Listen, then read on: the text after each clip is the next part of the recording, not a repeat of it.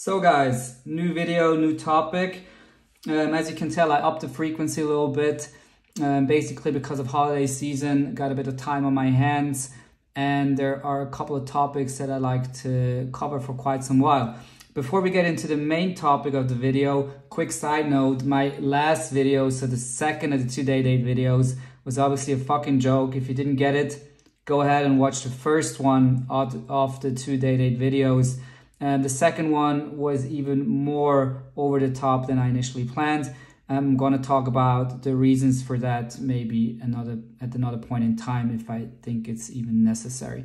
But let's dive right into it. I want to talk about AP and my favorite AP watch, at least up until now. And you can see the watch here. It's a Royal Oak Chrono. This is the 38mm version, the one that was released in 2019. The reference number, or at least the first part of the reference, is 26315ST. And I'm going to talk about the rest of the lineup in a second and the details of the watch. Quick history session, very quick. First Royal Oak, as we all know, introduced in 1972, time and date only watch.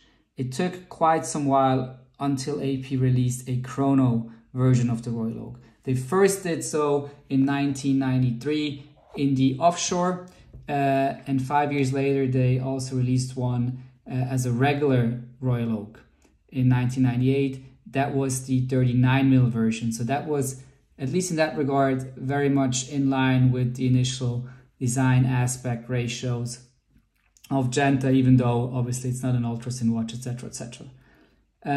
They are using ever since, and I'm not talking about the offshore, the AP caliber 2385, which is not a true in-house caliber because it's based on the Frederick Piguet caliber 1185, which is also the reason why this watch doesn't have a display case back. I'm going to talk about this in a second as well. In 2012, they refreshed the watch, increased it size-wise to 41mm. If you have been following my videos or if you know me, you probably can already assume what my opinion is. I do not like it for two reasons. One, because it's too big for my wrist, but also if it, could be worn by some people, of course, I don't like it because the overall watch is too beefy and it kind of like destroys the charm, I guess, or timelessness of such a watch. Because if you blow up the proportions, you blow up everything. So that means width of the bracelet, also the thickness of the bracelet. And even though this is not an ultra thin watch, something that I like, if you look at it from this side, the watch looks almost slim. It's, I think, I don't know the exact dimensions, but it's quite slim. And the bracelet also, if you wear it on your wrist, can look rather slim. On the other side of the case, you can see that it can look a bit chunky, and that's also always something that confused me when I looked at the watch online before I actually had it. Because on this side, due to the pushers and the back side of the case being a bit receded, it looks kind of thin. So long story short, I like the 39mm or smaller version because also the bracelet size is kept intact, or closer at least to the original. So 2012 they increased it to 41mm.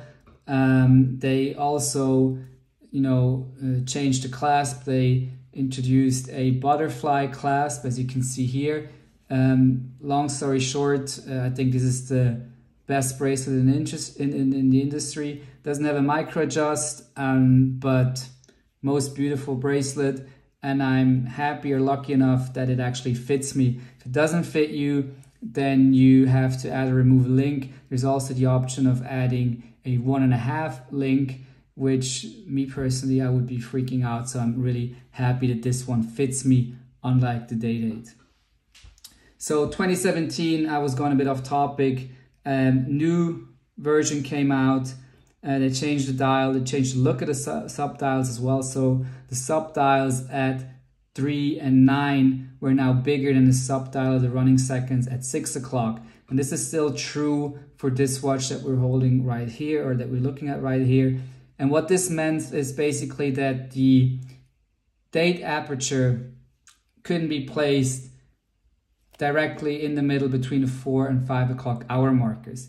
Now this is not something that I'm too concerned about, because you can say that the aperture is not right in between 4 and 5, but if you look at it differently, then obviously, you know, it's right in the middle between the two subdials, and because those two subdials don't have the same size, they have to place the date aperture right there.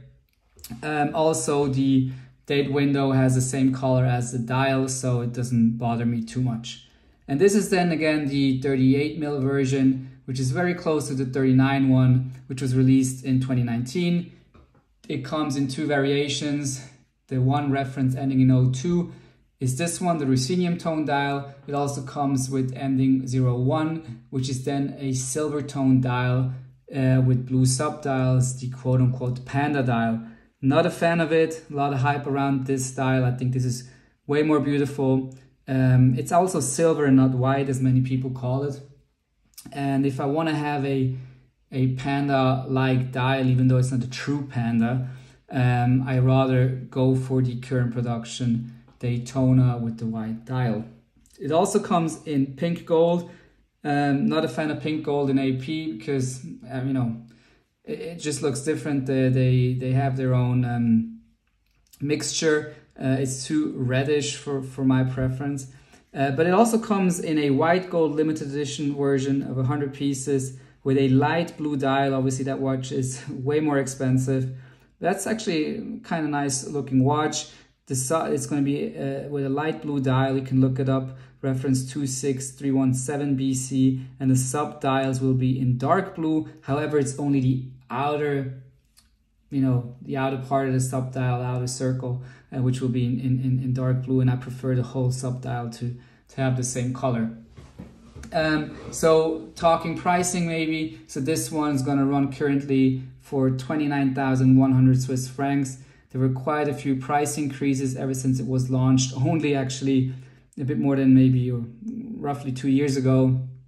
So yeah, is it justifiable?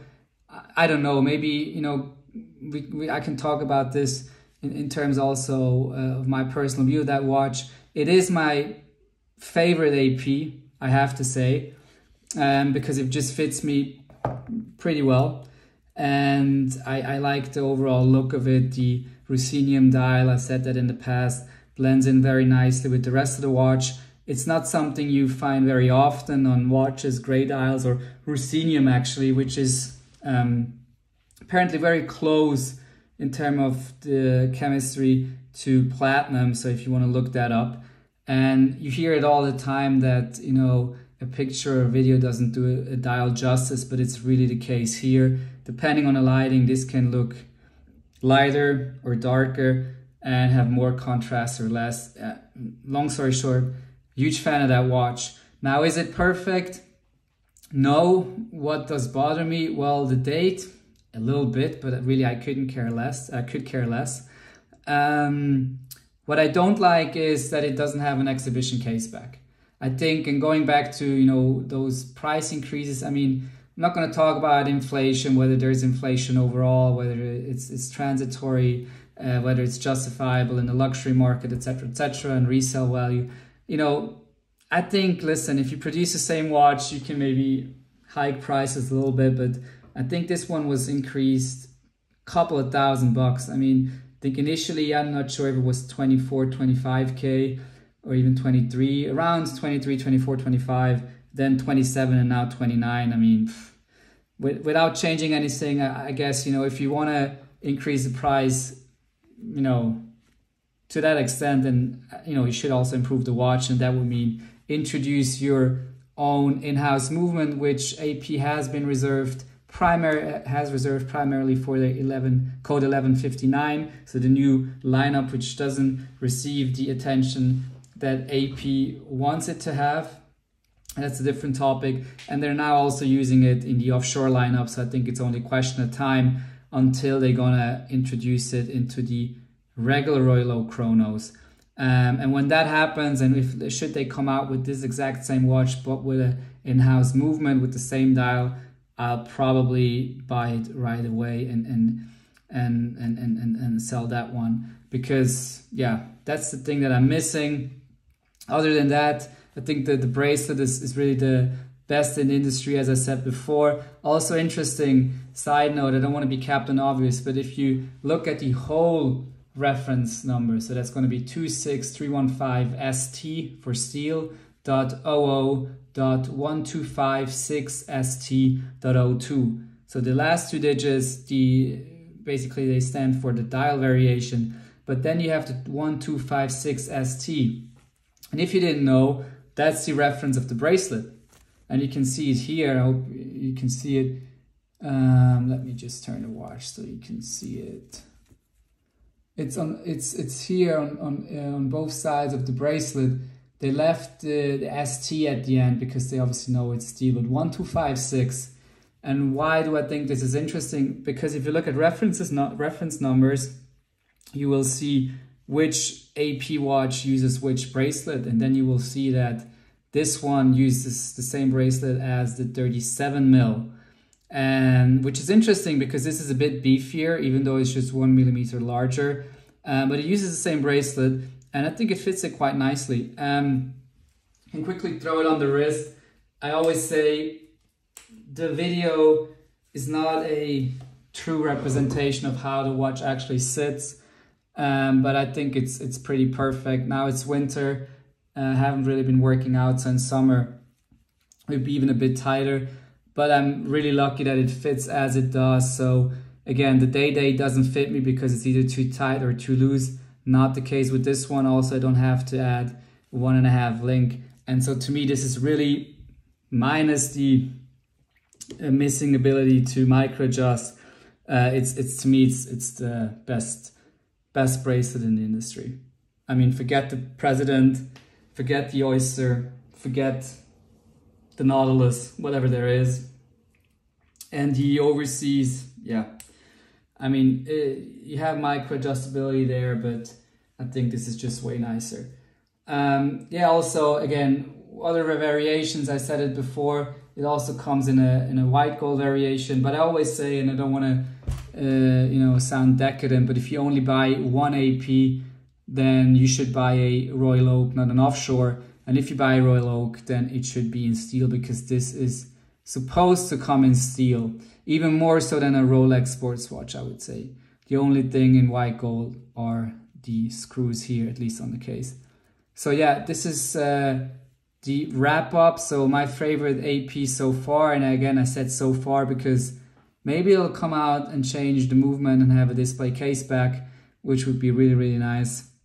Other than that, nothing too much that I'm missing. Well, since we're talking about the movement, I mean, this movement is decades old, so it's kind of outdated in terms of, the power reserve, which is, roughly 40 hours, and also the beat rate. So this obviously deserves an upgrade as well, particularly if you keep the price of the watch in mind. But other than that, it's really, for me personally, close to perfection. And I always say, you shouldn't buy what's hyped. You should buy what you really like. And I know everyone suddenly wants to have the Ultra Thin, but guys, can you honestly tell me, each and every one of you, that you prefer the Ultra Thin to this? Yes, the Ultra Thin is a nice watch, but it doesn't suit everyone. And also, I'm not just talking about myself. You have to have a certain wrist size to wear the Ultra Thin to really have it, fit nicely, sit nicely on your wrist. So, and to me, and that's the last thing I want to say, obviously the market's been going crazy, the last couple of years, but when this was initially released up until I think a year ago, there wasn't really too much hype about this model. And now, the prices on the secondary market are just ridiculous. But this was somewhat overlooked. Now I think there's not one model out there in AP Royal Oak which is overlooked. But this wasn't where all the focus was on, and which made it even more interesting for myself, I must say, because it's a watch you don't see too often. So this is it. Thanks for everyone that's watching. Thank you to the people that continue to watch my videos. If you have any questions or comments, please leave them in the comments, basically. And I'll hope to see you on the tripod soon. So thank you, take care, and bye-bye.